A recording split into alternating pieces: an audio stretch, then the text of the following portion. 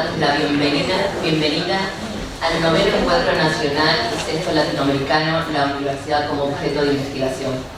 Reconfiguraciones en la agenda académica, disputas en torno a la dimensión de lo público y debates para construir futuros posibles.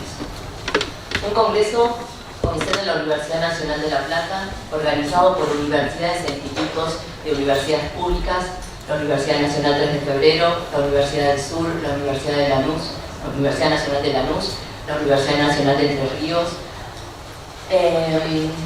el Instituto Gino Germani de la UBA, el Instituto IRICE de la Universidad Nacional de Rosario.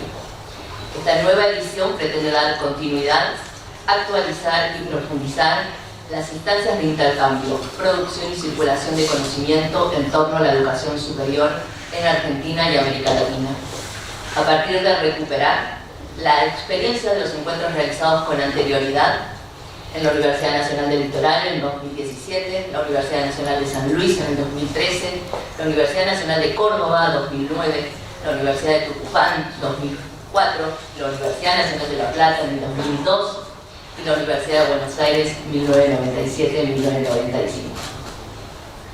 En el marco de los 30 años de la revista Pensamiento Universitario, el nuevo comité editorial, que se conforma en época de pandemia, integrado por docentes e investigadores que abarcan diferentes áreas de conocimiento con representación federal, con paridad de género y que representa un cambio generacional, se plantea como proyecto organizar un nuevo encuentro luego de su discontinuidad desde el 2017, con el interés de recuperar tradiciones para pensar el futuro, con el mismo propósito de contribuir al desarrollo de un campo de estudios sobre la universidad, así como también de conformar un espacio para la autorreflexión sobre las instituciones y el sistema de educación superior en su conjunto, se plantea como objetivos: promover la consolidación de la investigación sobre la universidad desde las propias instituciones a fin de actualizar las agendas académicas, incentivar una reflexión informada sobre el sistema universitario nacional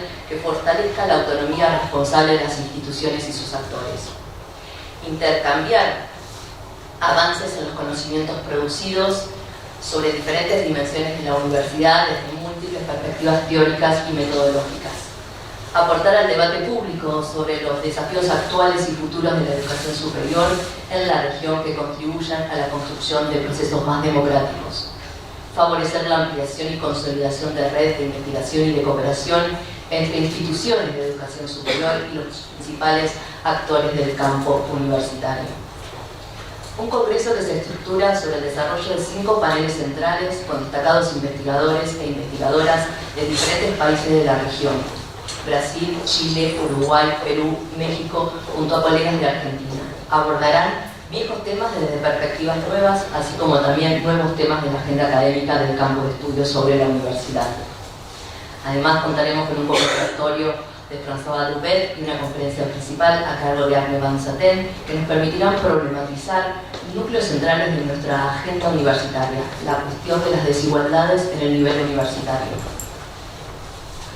Un congreso con 8 mesas temáticas coordinado por 40 docentes e investigadores de diferentes universidades nacionales, que definieron ejes y evaluaron 240 ponencias presentadas por autores de diferentes universidades públicas y privadas de Argentina y de países de la región. Un congreso con 14 foros que convocan a debatir sobre temas centrales de la agenda universitaria, coordinada por más de 40 especialistas en cada tema que han convocado a otros a pensar las cuestiones que nos preocupan y que tienen como propósito incentivar el intercambio y el diálogo. Estos números, esta convocatoria, esta capacidad de vincularse y de organizarse para pensar qué y cómo en cada uno de los espacios muestra la necesidad y la voluntad de encontrarnos. Encontrarnos entre comillas, porque necesitamos la modalidad presencial. Es un congreso académico, pero nos sigue gustando la palabra encuentro. Encuentro en la universidad como objeto de investigación, porque nos convoca el intercambio de ideas, de perspectivas, el diálogo que requiere de la escucha, la intervención cuidada que pueda aceptar el disenso. Un espacio de encuentro para conversar sobre la universidad y sus actores, sobre las políticas y los cambios que promueven, para pensar la universidad desde la universidad. Un encuentro que nos permita la autorreflexión, un encuentro entre investigadores y expertos en gestión universitaria, gubernamental y de la ciencia y la tecnología, para crear los puentes necesarios para articular la investigación y la intervención, el conocimiento y la toma de decisiones. El encuentro solo es posible si apostamos a ello. Agradecemos al secretario general de la Universidad Nacional de La Plata, Patricio Llorente, y al vicedecano de la Facultad de Humanidades y Ciencias de la Educación por esta apuesta a dar continuidad a este evento y por generar las condiciones institucionales para que hoy estemos aquí dándoles la bienvenida. Pero especialmente queremos agradecer a cada uno de ustedes por el esfuerzo realizado por llegar hasta aquí. El encuentro ha tenido la búsqueda de la autorreflexión. En un contexto donde la universidad está desfinanciada y desacreditada, la comunidad universitaria elige y apuesta a encontrarse para pensarse y fortalecer un proyecto de universidad desde una perspectiva productiva de autonomía. Pensar un proyecto de universidad argentina inscripta en la tradición de pensar la universidad latinoamericana, a pesar de la diversidad y las tendencias contrapuestas que existen en nuestra región. A 75 años de la Declaración de la Gratuidad Universitaria, a 40 años del comienzo de la normalización democrática de las universidades nacionales en Argentina, a 30 años de la consagración constitucional de la autonomía universitaria, a 30 años de la revista Pensamiento Universitario, pionera en promover los estudios sobre la universidad en Argentina, les doy la bienvenida en representación del comité editorial de la revista Pensamiento Universitario. Esta mesa tiene el propósito de darles la bienvenida, por eso me acompaña María Caldelari, una histórica de la revista Pensamiento Universitario; Ana Barleta, con quien soñamos en varias oportunidades volver a editar el Congreso de nuestra querida Universidad Nacional de La Plata; Carlos Mazzola, en representación de los ex organizadores de congresos; y Patricio Llorente, nuestro secretario general de la Universidad Nacional de La Plata, universidad sede de nuestro congreso. Bueno, vamos a dar inicio al panel con las palabras de nuestro secretario general, Patricio Llorente.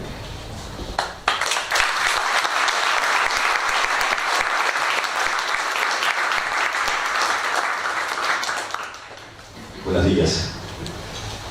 Gracias, Daniela. Hace un ratito nomás, antes de venir para acá, revisé mi agenda para chequear cuándo fue que Martín Legarralde me llamó hace un año atrás para pedirme una reunión junto con el equipo de Pensamiento Universitario. Seguramente debe haber sido hace un año, día más, día menos. La reunión que tuvimos fue el 23 de noviembre del año pasado. Para ponerle un poquito más de contexto, el 19 de noviembre fue el balotaje, 5 días después de haber triunfado en las elecciones para presidente de la Nación Javier Milei. Y bueno, me plantearon en esa reunión la posibilidad, la idea en ese momento, la hipótesis con ciertas dudas de organizar este congreso en la Universidad de La Plata. Y me acuerdo que uno de los temas de discusión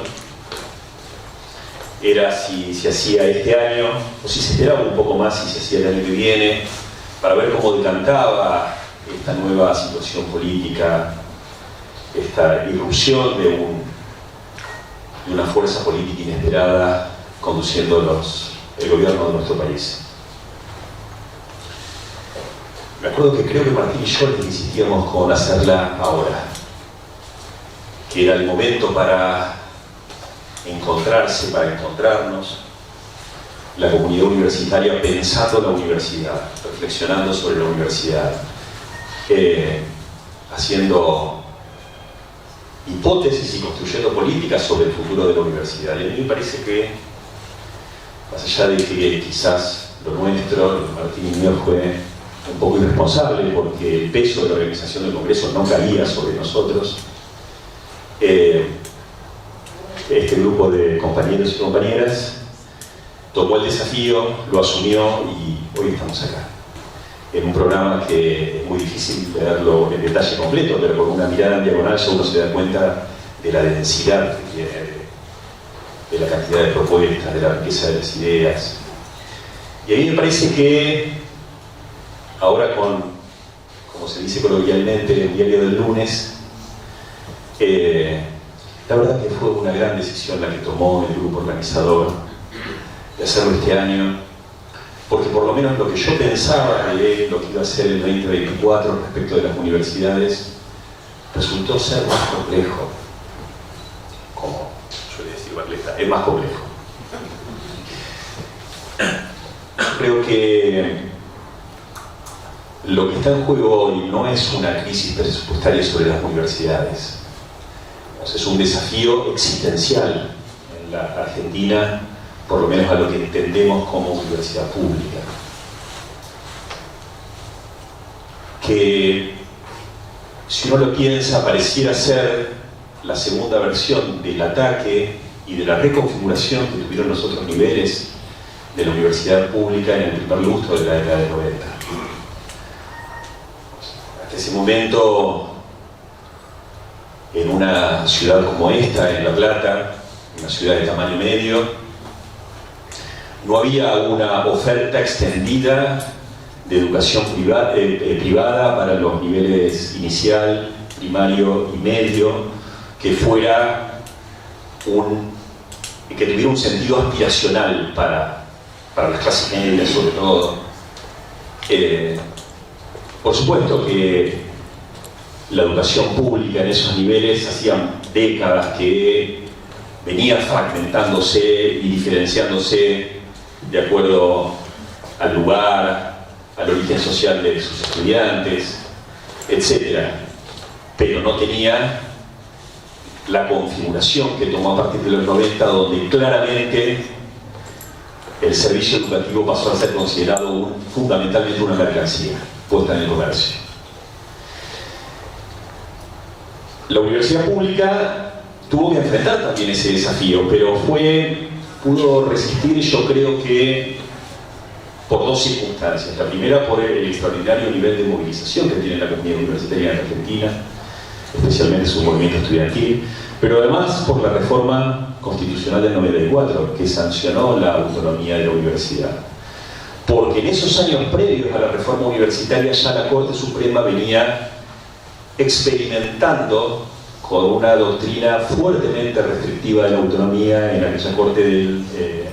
¿cómo se llamaba? Del voto automático, no. Exactamente. 30 años después nos encontramos con que uno de esos miembros de la mayoría automática hace unas semanas nomás un dictamen en su nuevo rol de procurador del Tesoro Nacional, donde vuelve a retomar aquella doctrina, desconociendo 3 décadas de jurisprudencia y sobre todo desconociendo la letra y el espíritu de la reforma constitucional del año 94. Y retomar esa doctrina significa básicamente que el presidente de la Nación ejerce la tutela sobre las universidades nacionales. Digamos, ese es el sentido del dictamen de Rodolfo Barra. No es una simple determinación de si la SIGEN tiene alguna atribución sobre la auditoría de las universidades o no la tiene. Es mucho más que eso. Es una idea distinta de universidad pública, no la que conocemos en la actualidad. Y me parece, decía, de enorme oportunidad este encuentro,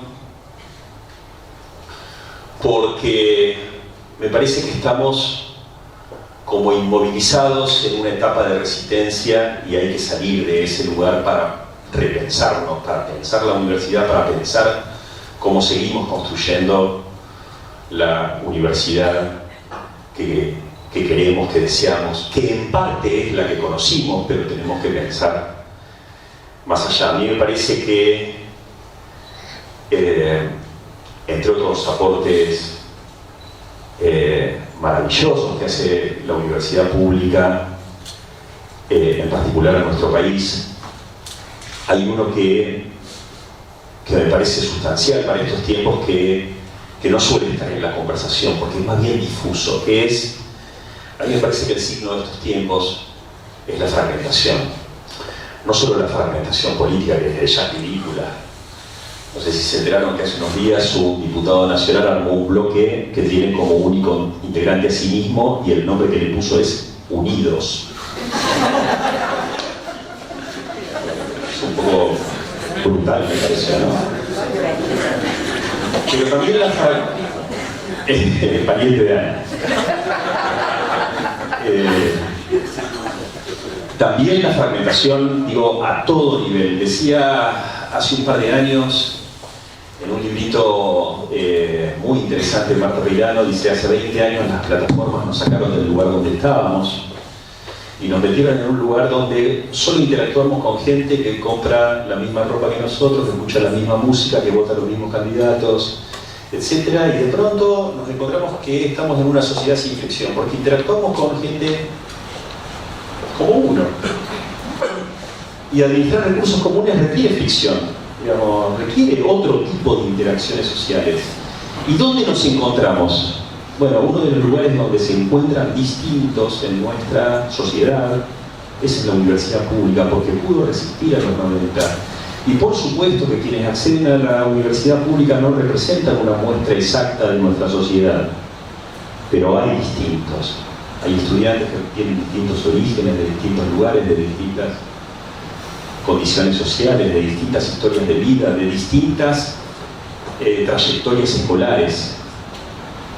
Y me parece que eso hay que cuidarlo, porque es ese tipo de encuentros lo que nos va a permitir superar estas instancias y volver a soñar un futuro. Así que, nada, simplemente en nombre de la Universidad Nacional de La Plata, en nombre del presidente de la Universidad Nacional de La Plata, les doy la bienvenida y estoy seguro que estas van a ser unas riquísimas y entusiasmantes jornadas de debate, de encuentro y de discusión. Muchas gracias.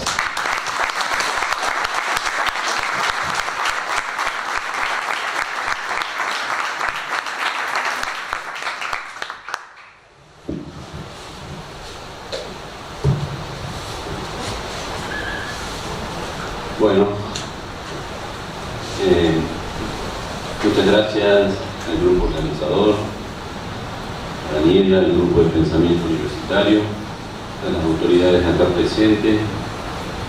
Qué tan bueno es encontrar funcionarios con una sensibilidad académica, porque de este nexo, entre otras cosas, quiero decir algunas palabras.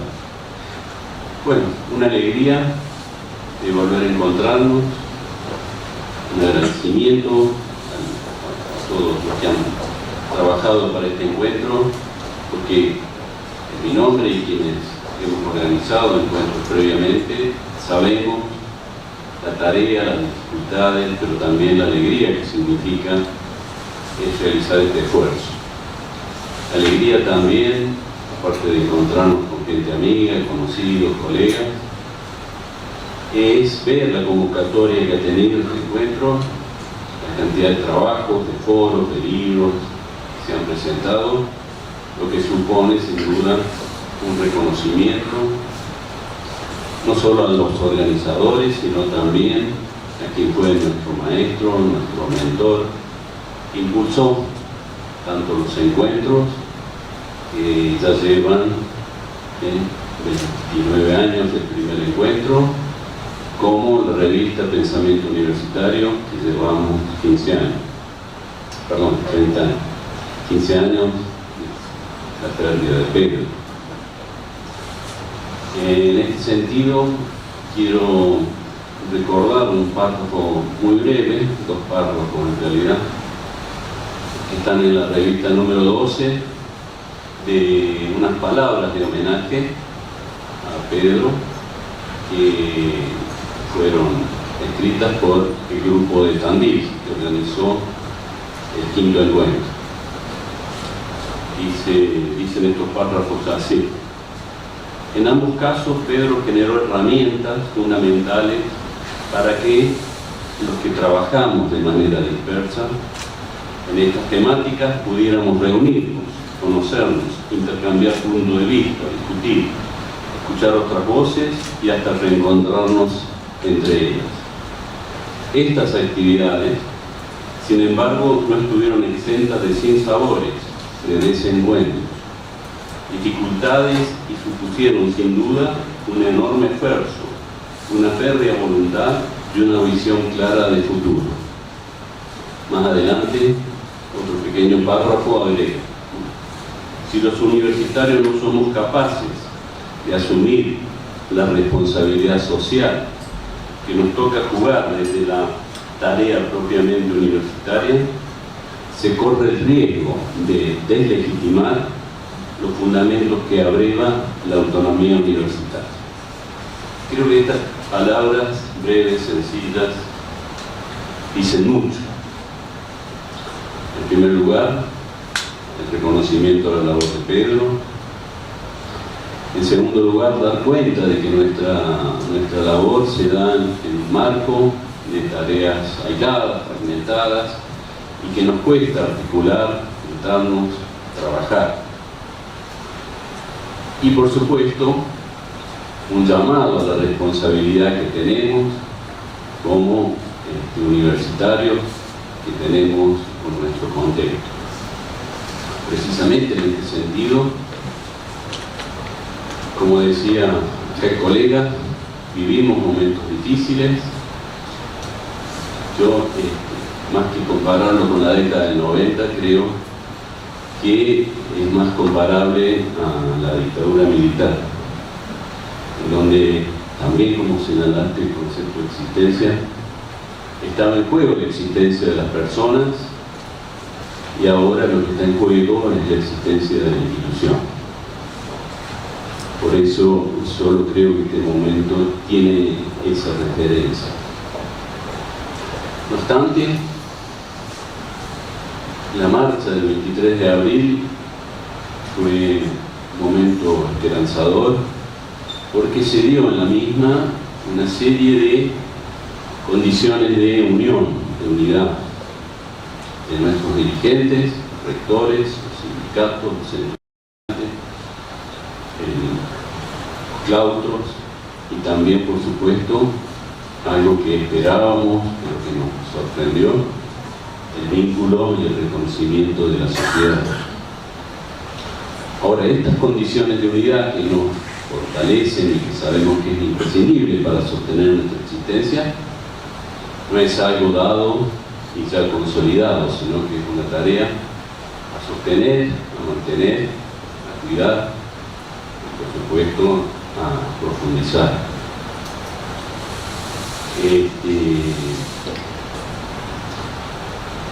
Y por supuesto a cuidar sobre todo, porque allí donde puede haber alguna fisura ya se meten para romper esta unidad, ¿no? Entonces, en este sentido, en este vínculo, creo que nos tenemos que preguntar todos qué podemos, qué debemos hacer, qué podemos aportar en el campo de educación superior, desde estos encuentros que podemos señalar.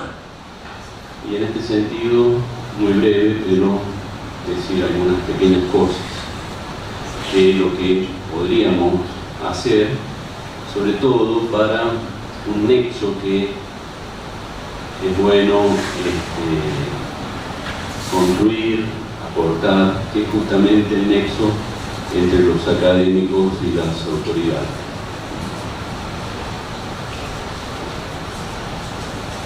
En este sentido, ¿qué podemos hacer? Bueno, lo primero que podemos hacer todos nosotros es prolongar desde nuestras áreas de interés lo que hacemos en los encuentros que tenemos en las mesas, en los foros, en la presentación de libros con los colegas, ¿no?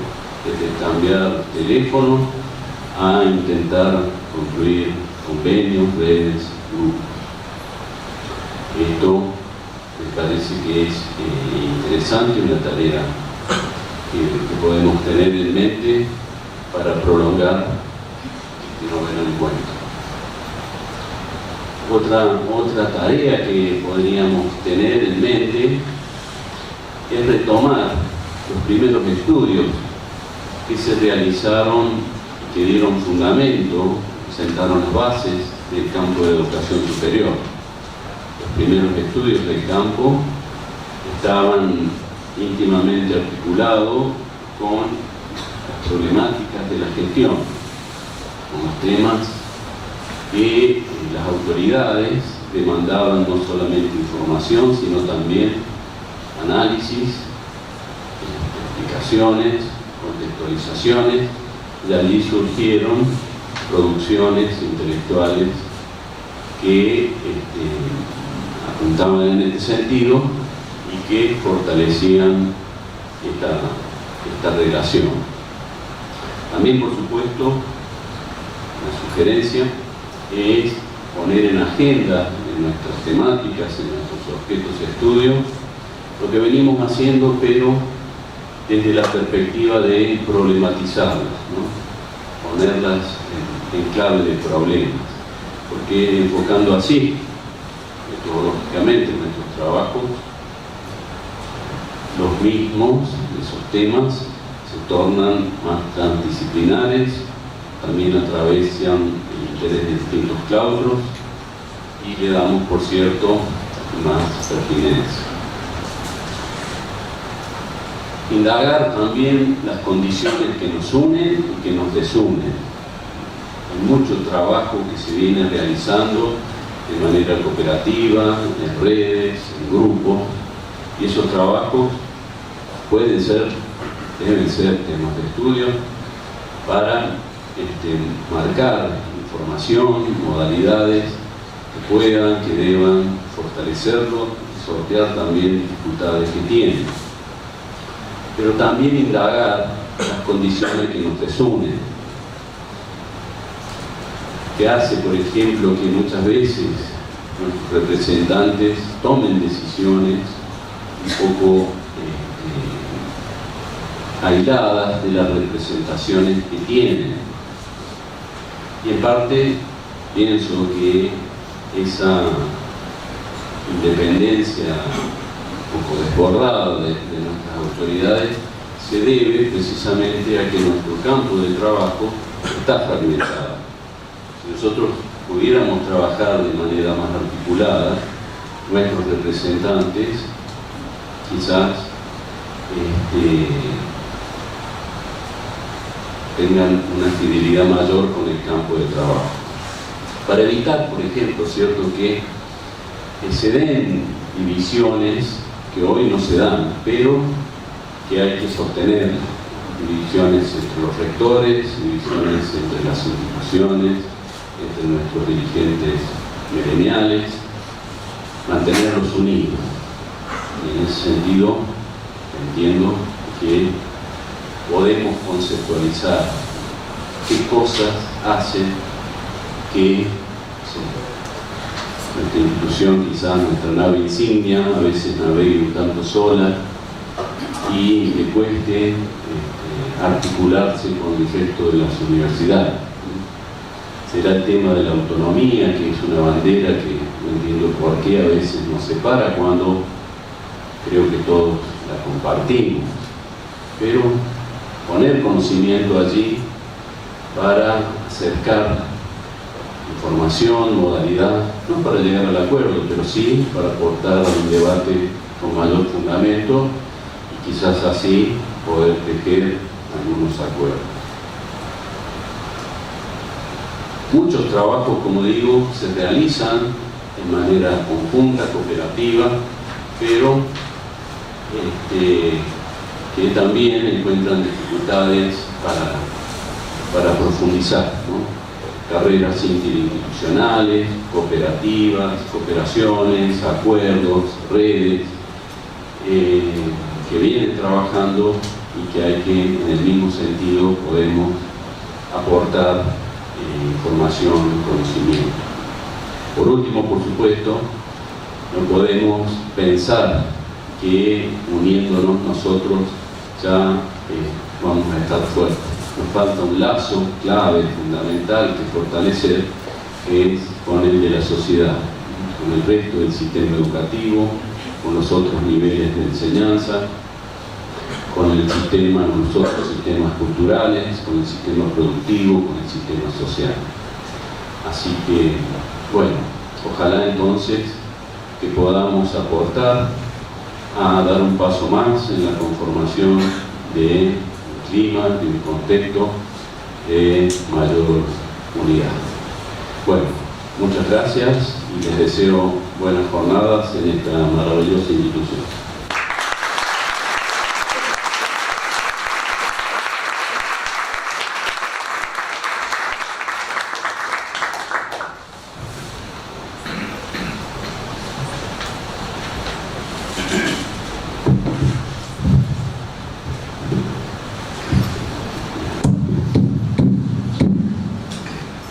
Bueno, ¿qué tal?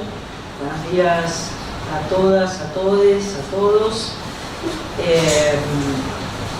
Bueno, es un gran gusto compartir esta mesa con estos colegas, amigos y además, sobre todo, con un auditorio tan colmado por todos ustedes, por todas las instituciones que nos acompañan, y además es un honor estar en esta mesa de inauguración. Y le agradezco mucho particularmente, bueno, a Martín Unzué y a Daniela Tairo que me convencieron de estar en esta mesa, y entonces agradezco muchísimo esta invitación al comité organizador y pensé entonces un poco, además de las palabras que comparto en los colegas que me antecedieron, puedo pensar cuál era mi papel en esta mesa. Hablamos mucho con Petty y de eso en estos días, y pensamos que, bueno, que éramos memoria, bueno, que es ya un poco lo que nos toca en esta etapa de la vida. Y en ese sentido me parecía que una cuestión muy interesante era, por supuesto, hablar de alguien que sobrevuela en esta sala y que va a sobrevolar en todas las jornadas, que es Pedro Croce y la Universidad de La Plata. O sea, Pedro Croce y la Universidad de La Plata, creo que es un poco de lo que voy a hablar, un poquito. Y digo, sobrevuela porque es una personalidad que evidentemente se extraña muchísimo, y se extraña muchísimo en estos momentos críticos. Yo hace un ratito le decía a Chacho Camus, que había estado leyendo cosas estos días, y había una frase de Chacho que me gusta mucho, que es: había que ser de piedra para no querer a Pedro. Eso decía Chacho hace unos años, y es verdad, porque me parece que, bueno, Mazzola dijo nuestro mentor, y es un mentor impresionante de la revista, de estas jornadas, de este encuentro, y sobre todo de estos objetivos y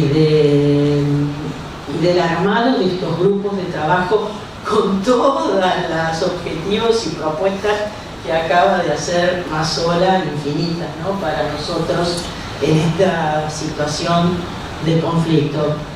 Y también pensaba estos días cómo le hubiera gustado a Pedro que hiciéramos esta jornada en este momento. Es decir, este es un momento, como decía Patricio, para hacer estas jornadas, porque justamente es un momento para poner pensamiento en nuestra institución y en nuestro vínculo con la sociedad. Entonces, bueno, hace 7 años se hizo el último encuentro, eso conversamos mucho estos años con Daniela, y para mí es un gusto y es una satisfacción enorme que se haya podido hacer este encuentro luego de este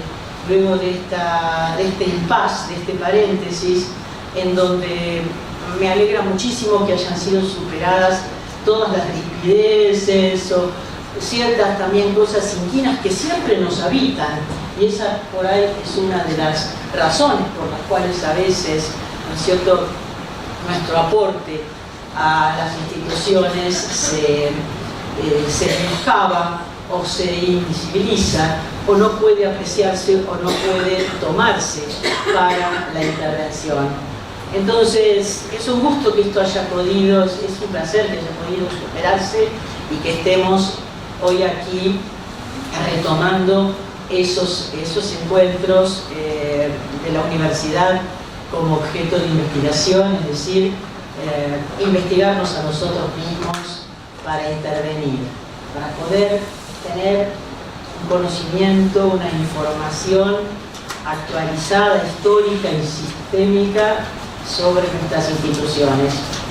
Entonces, después entonces de ese espacio de tiempo grande, que estuvo asignado por situaciones, bueno, políticas extremadamente difíciles, estos 7 años para Argentina, junto a 2 años de pandemia sincronizada para el mundo entero, vuelve a hacerse este encuentro entonces en nuestra universidad, en la Universidad de La Plata, de ese tercer encuentro, que fue en octubre del 2002, o sea que parece que nos tocan los años críticos. Nos tocan los años extremadamente críticos, duros, para la organización de una gran actividad político-académica como la que estamos organizando hoy, ¿no? Entonces, recordamos el 2002 en la Universidad de La Plata, bueno, y sobre todo en nuestra Facultad de Humanidades y Ciencias de la Educación. Aquí están las autoridades presentes, la decana Julia Ramírez, el vicedecano Martín Ibarralde, el secretario de Investigaciones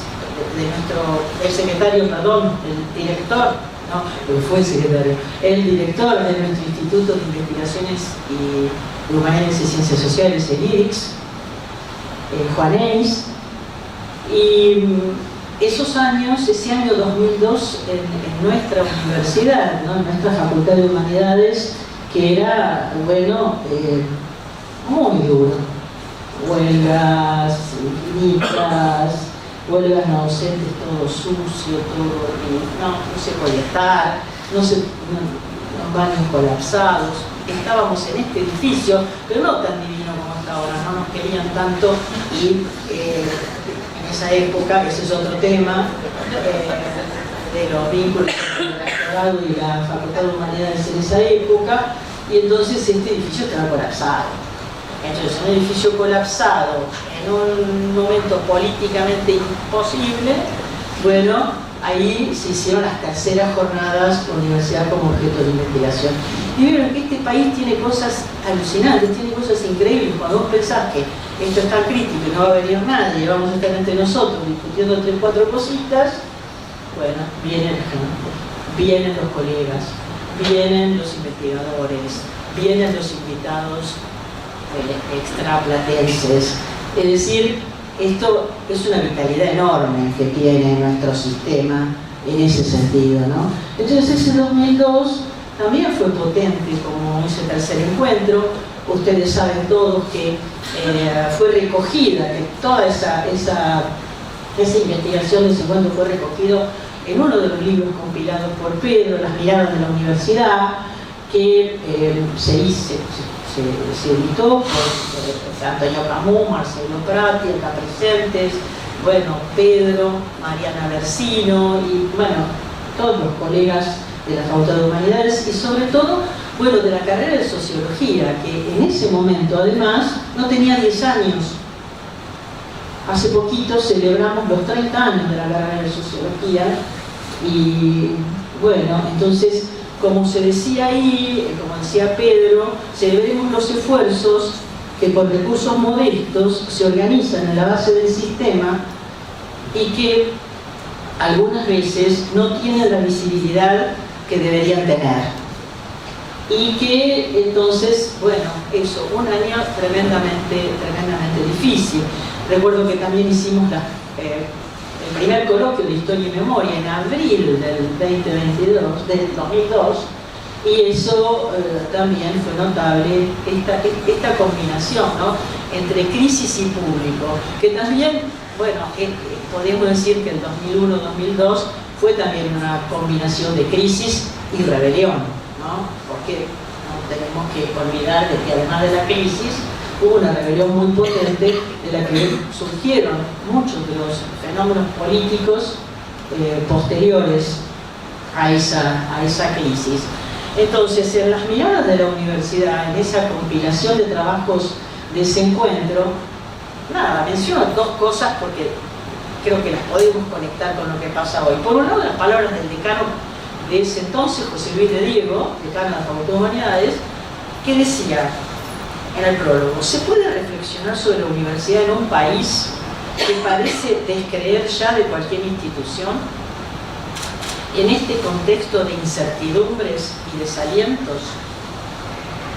Bueno, cómo nos siguen acompañando preguntas, no digo viejas, pero bastante atrás, ¿no? Hoy es una pregunta importante, aunque creo que, como decía Mazzola, Diego decía, ¿qué espera la sociedad de nosotros?, decía en ese prólogo. Y bueno, el 23 de abril tuvimos como una alegría, como vos decías, de pensar que la sociedad nos acompaña. Y la sociedad en este momento tal vez nos acompaña más de lo que nos acompañaba como institución en aquella época, porque creo que en estos años nos hemos, por lo menos como Universidad de La Plata y Facultad de Humanidades, estamos mucho más en el territorio de lo que estábamos en los años 90. ¿No? Estamos mucho más articulados con el territorio y también con una democratización interna y externa, es decir, bueno, está Diana Chicaleau, que ella ha hablado de eso, ¿no? De los anillos de democratización interna y también de los anillos de democratización externa, en el sentido de quiénes son los beneficiarios de la universidad y de su potencia y de su trabajo. Y otra frase de esa época, la de Marcela Morris, que en su artículo se preguntaba en 2002 cómo y hasta qué punto el capitalismo globalizado transformó las condiciones sobre las que opera la democracia política y qué tipo de democracia es compatible con el capitalismo globalizado. 2002. Teníamos también esta pregunta, que hoy es una realidad enorme, imposible de conocer, pero a la vez, otra de las cosas que se decían ahí en el 2002 es: tenemos un futuro que construir, como también acaban de decir mis colegas que me antecedieron en el uso de la palabra. Entonces, bueno, conectar con 2002, con esas preguntas, me parece que es también una cuestión interesante. Ahora, bueno, nuestra Facultad de Humanidades fue sede de los proyectos de Pedro. Y eso a nosotros siempre nos gustó muchísimo, nos encantó que Pedro, una persona conectada con todas las universidades, las que dan testimonio todos ustedes aquí, nos haya elegido. Nos haya elegido para instalar sus proyectos en nuestra Facultad de Humanidades, y como decía, en una carrera que apenas ni siquiera tenía 10 años de constitución. A lo mejor tal vez por eso, las corporaciones no estaban instaladas, a lo mejor tal vez por eso los tabicamientos entre claustros, ¿no? Como dice Horacio González, qué lindo formar parte de un claustro, pero ¿qué quiere decir esa palabra? ¿No? Nos enclaustramos, nos tabicamos. Entonces, a lo mejor por eso, esa es una de las características que teníamos, ¿no? Y Pedro era un armador de grupos y pudo armar ese grupo, lo que llamaba el Grupo de La Plata, y que lo hizo de una manera tan fructífera, ¿no? Tan fructífera, tan horizontal, tan gustoso por la conversación, por el intercambio entre pares y no pares, porque lo que le importaban eran las ideas, no quién las decía, ¿no? Quién las decía, en qué estrato estaba, en qué lugar de la currícula, en qué claustro, de dónde venían. Entonces, eso fue una de las características más importantes, que es la que dice Mazzola que hoy tenemos que retomar o que tenemos que profundizar, ¿no?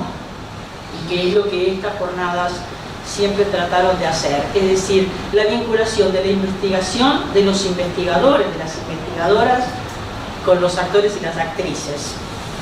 O sea, claro, decir actrices, pero sí, así lo dicen ustedes en el programa. Entonces,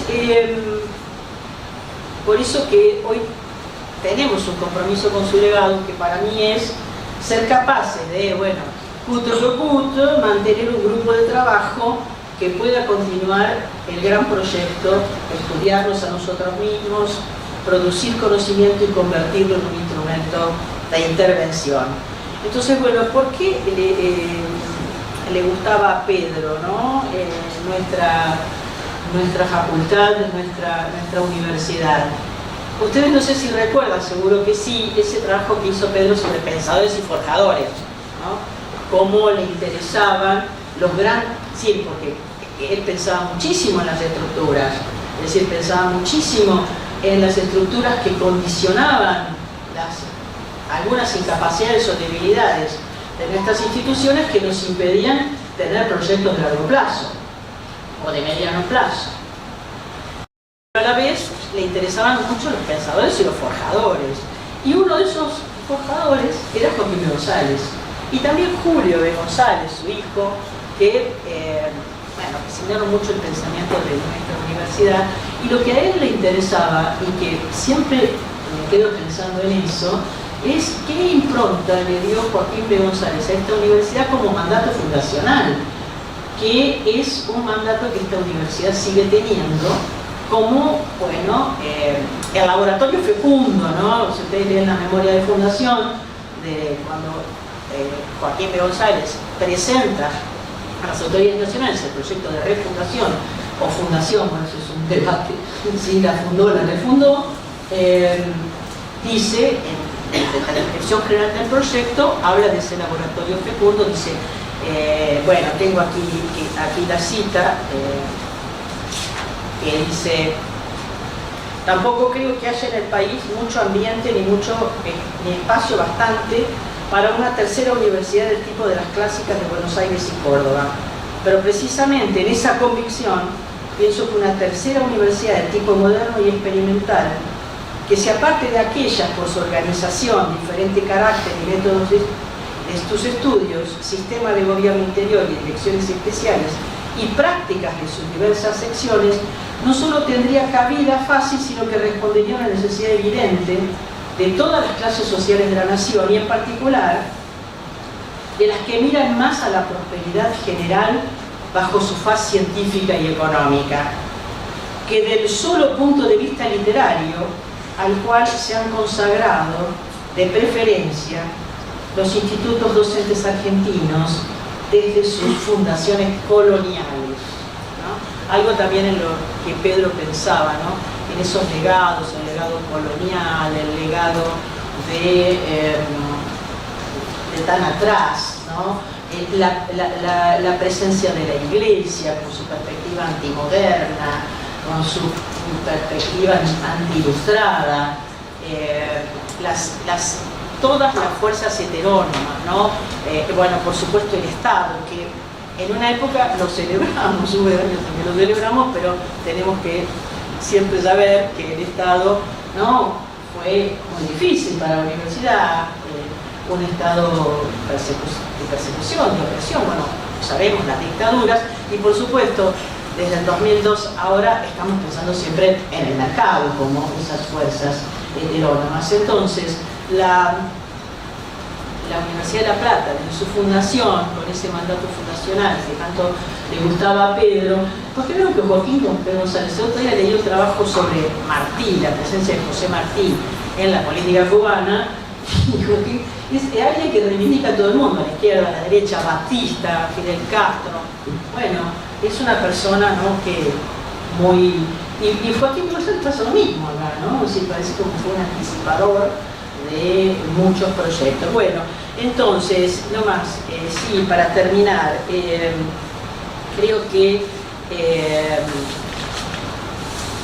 este legado de Pedro es de seguir manteniendo este grupo de trabajo muy activo, pensar en esa tensión entre las prácticas cotidianas de los actores y el conocimiento sobre la institución y sobre la política. Y Pedro siempre pensaba que cuando éramos autoridades, bueno, cuando yo era decana de Facultad de Humanidades, él creía que tenía que tener un grupo de pensamiento paralelo que fuera, ¿no?, pensando cómo iban las cosas, cómo iban las cosas en el sistema. Bueno, ahí tenemos los tabiques. ¿Cómo hacemos para armar ese grupo de pensamiento y que no se moleste tal cual, que crea que quiere tal? Porque, bueno, es un problema, ¿no? Ya sabemos que eso es un problema, pero qué útil sería, ¿no? Y sobre todo, bueno, creo que una de las cosas que hoy necesitamos, como él decía, ideas fuerzas que puedan orientarnos hacia el futuro. La universidad deberá ser cada vez más científica y más comprometida socialmente. Y nuestro imperativo es, uno de ellos, es el fortalecimiento de la capacidad de organización de la sociedad civil como un actor más en el concierto de actores que enriquecen con su voz el entramado de la ciudadanía. Y esto está en Pensamiento Universitario 10, que fue también de ese momento, octubre del 2002. Así que bueno, muchas gracias por estar todos aquí presentes y bueno, mucho trabajo por hacer, ¿no? Así que, y bueno, y mantengámonos unidos, pero no de a uno, porque Mario Barletta, no es mi pariente.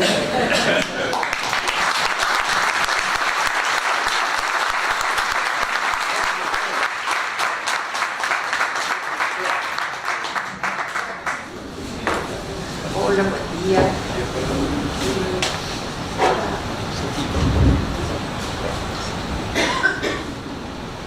La verdad es que la invitación, quiero agradecerles muchísimo toda la presencia, agradecerle a las autoridades que me han recibido, a los organizadores que han trabajado muchísimo.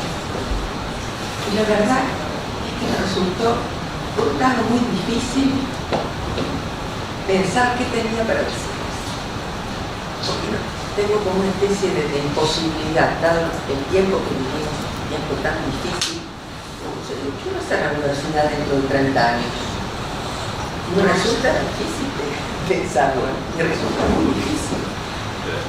Y me sorprendió, cuando lo vi escrito en el papel, porque ya lo sé, la vida del pensamiento universitario. No puedo creer que eso haya sobrevivido a todas esas crisis que han estado también descritas. Sigue. ¿Y por qué sigue? ¿Qué sostiene? ¿De qué se trata? Y ahí encontré dos pilares que me parecen fundamentales de la vida del pensamiento universitario. Si yo no sé qué no sé. Uno es la verdad. Yo creo que el pensamiento tiene un cimiento muy fuerte que está basado en la amistad. En la amistad de viejas amistades, en las nuevas amistades. Y ese me pareció que era un tema a tratar, a contar, porque hablamos poco de eso en la academia. Y el otro pilar es la esperanza. Porque la esperanza da una contención y una perspectiva, y es una herramienta que nos permite seguir adelante. Y yo creo que son esos dos pilares los que han mantenido a pensamiento universitario viva y al encuentro, porque también es milagroso que todo esto siga existiendo. Y entonces, bueno, me pregunto mucho sobre este tema de la amistad. Me pregunto, más que preguntarme, hago un raconto. Recuerdo cuando Pedro planteó el proyecto de hacer la revista y nos invitó a 4 o 5, entre colegas y amigos, y empezamos a juntarnos, a preguntarnos qué repetíamos, cómo tenía que ser esta revista, cómo se tenía que relacionar e insertarse en la universidad, cuáles eran los objetivos, y otro punto importante era cómo se iba a financiar. Y desde el principio estuvo muy claro que el pensamiento universitario tenía que ser autónomo. Y yo creo que Pedro fue muy habilidoso, y además porque tenía muy bien pensado los caminos que quería seguir. Porque casi todos los que estábamos y están en el pensamiento universitario, tenemos una estrecha relación con la universidad. Y a la vez, la revista mantuvo la autonomía, y como bien Pedro dice en alguna de sus presentaciones, Pensamiento trató algunas cuestiones que no estaban en la agenda, que casi parecía imposible de tratar. Ese es un punto. El otro es un modo de hacer la revista. Autónoma y un modo de hacer, que para mí en sus comienzos fue un modo artesanal.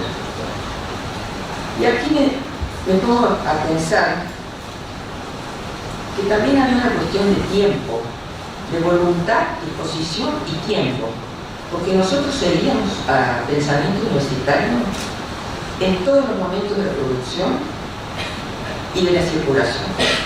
Y de esto se va a acordar Lucas, porque Pedro salía y nos hacía salir, por lo menos a Lucas y a mí, por los kioscos y las librerías, a ver si el pensamiento universitario había llegado, y estaba. Pero había que tener tiempo para hacer todas esas cosas.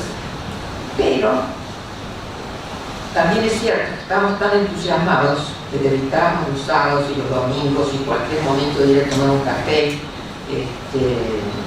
Siempre estábamos con un cuadernito, con papeles, anotando qué es lo que iba a hacer con pensamiento. Incluso íbamos a visitar a los artistas plásticos que nos donaban su producción para que ilustrar o acompañar a pensamiento universitario. Y todo eso fue construyendo una amistad, que no era únicamente la vieja amistad que yo tenía con Pedro, que los dos vivimos la experiencia de México, sino que era algo que iba alimentando a lo que se integraba. Y entonces, yo al principio, cuando pensaba mis recuerdos, pensaba como un siglo XXI. Pensamiento universitario como una burbuja, donde estábamos 4 o 5. Pero esos fueron los inicios, las primeras conversaciones, porque después muy rápidamente se abrió un universo, que era la relación con las provincias, las relaciones con las otras facultades, o sea, todo eso estaba presente. Y así fue como acabaron. Empezaron las relaciones con Tucumán, con Córdoba, con Misiones, con Neuquén, con San Luis, no me quiero olvidar de nadie. Y aquí hay que hacer un reconocimiento muy grande a la universidad pública. Porque con esa actitud, que era una buena actitud, de lo que podía molestar a muchos, de que el pensamiento universitario era autónoma, y Pedro era muy celoso de esa autonomía, y a la vez la universidad nos contenía, nos daba techo para todo lo que quisiéramos. Entonces eso me parecía algo muy valioso, porque también estaba la estructura de la universidad para implementar cursos, seminarios, conferencias, para desarrollar y consolidar el campo de la educación superior.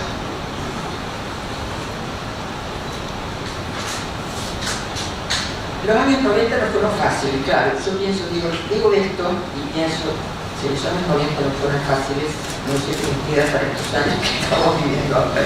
Que ni siquiera es un año que estamos viviendo ahora.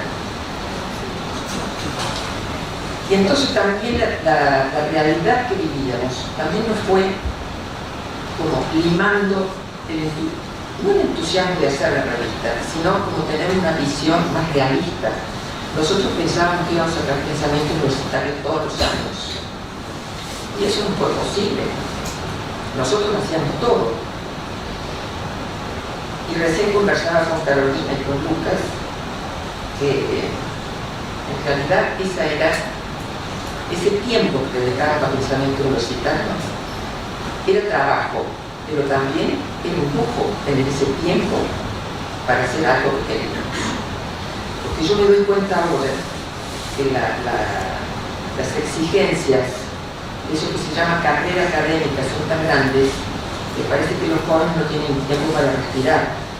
Entonces, muchas gracias a la nueva generación de pensamiento universitario que se toma su tiempo para juntarse, para discutir, para hacer la revista, para hacer el encuentro. Y a mí me parece algo milagroso. Por supuesto que no podíamos sacar la revista todos los años, entre otras cosas porque había que financiarla, y el financiamiento había que conseguirlo, así como conseguíamos los autores, así como conseguíamos. Yo ahora que me revisaba, no podía creer los artículos, las referencias bibliográficas. Es una cosa realmente de una voluntad de trabajo que no era únicamente esa burbuja de 4 o 5, sino que era un universo que nos acompañaba, que nos acompañó y nos sigue acompañando. En esas épocas tristes en que el pensamiento no salía, yo iba bastante pobre. Soy pobre. Y compré una revista que creo que se llamaba, me parece que no sale más, La Luciérnaga, que tenía un epígrafe que decía: aparece cuando sale. Y yo volví muy entusiasmada, porque me parecía que era una frase de una esperanza, de una certeza de que por ahí no estamos, pero seguro volvemos. Que me parecía que el pensamiento debía robar ese epígrafe y ponerlo en pensamiento. Le digo a Pedro que adoptáramos nosotros también ese epígrafe, porque me parecía de una esperanza inigualable.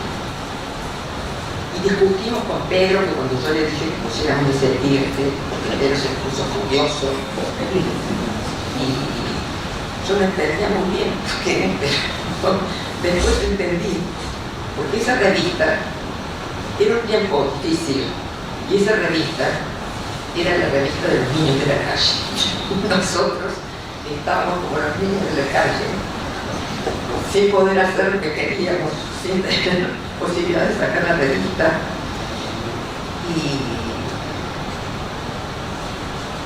Y en realidad eso, que fue la revista de los niños de la calle y el epígrafe de la revista de los niños de la calle, a Pedro lo desesperaba. Porque Pedro tenía una fuerte conciencia institucional, tenía un fuerte convencimiento de la justicia y de la igualdad. Bueno, entonces hubo unos años en que pensamiento universitario no salió, pero la esperanza siguió y aparece cuando sale. La esperanza es el otro pilar del pensamiento universitario, y me parece que también, pero no encuentro. Es como soñar despiertos, para fortalecer espacios de conocimiento, para ampliar la democracia y para ser mejores. Muchas gracias.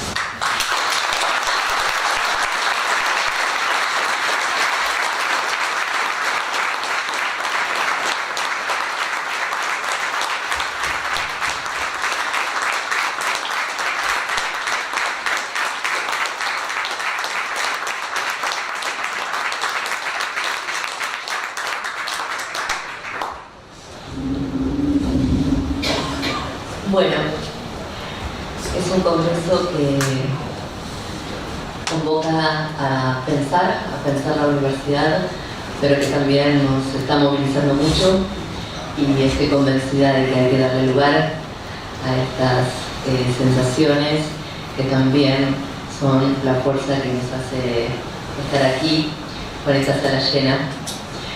Así que esta mesa les desea 3 días de mucho trabajo, de un trabajo muy productivo. Tenemos objetivos que cumplir, así que damos inicio al 9º encuentro de la universidad como objeto de investigación en la Universidad Nacional de La Plata. Muchas gracias.